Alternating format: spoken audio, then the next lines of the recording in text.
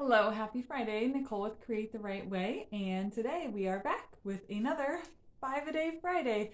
So thank you for joining us. If you haven't joined us before, we are happy to have you here. And 5-A-Day Friday, we have a different challenge for you every week in a different area of your home, something unique to look for at least 5 of to get rid of.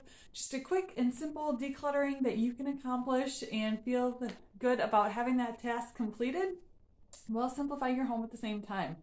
So today we are in our master bedroom here, and our challenge to you today is sheets. So 5 either sets of sheets, or maybe if you've got mismatched pieces of sheets like pillowcases or things like that that you are not using, it is time to take another look at how many sets of sheets do you really need in your home.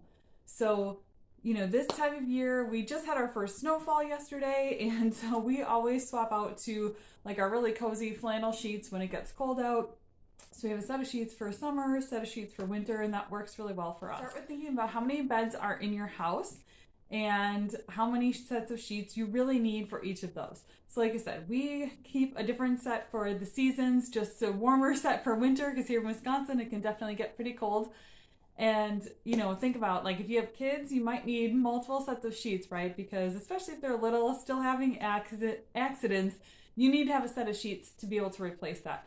But really think about how many sets of sheets do you actually need for everybody besides potentially one extra. Because let's say your kid peed up the bed, you're going to pull that off and obviously put on clean sheets, right? But are you really going to let those peed up sheets sit around in your laundry room? Probably not. You're probably going to be washing those right away. The more sets of sheets you have around, the more it gives you kind of that permission to be like, oh, well, that's in the dryer, or I'll get another one.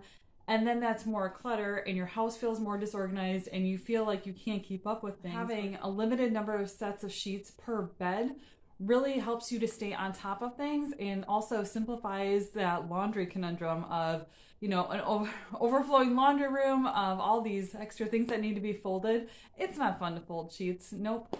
But the more sets you have around, then the more you're giving yourself that permission to just let that pile up, and that creates a bigger mess, and that's stressful, and nobody wants that. So really think about how many sets of sheets that you need per bed. Maybe your kids have gotten older, and when they were younger, they loved the character sheets from, whatever they were into at that age, and now they've kind of grown out of that, but you still have those sheets sitting around. Are you really going to use those sheets again?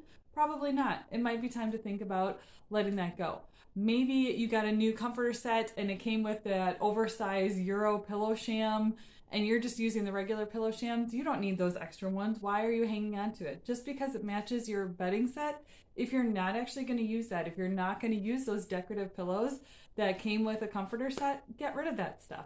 Because if you're going to just leave it on the floor piled up and you're not going to take the time to put it in your bed every day, why do you need that taking up space in your house?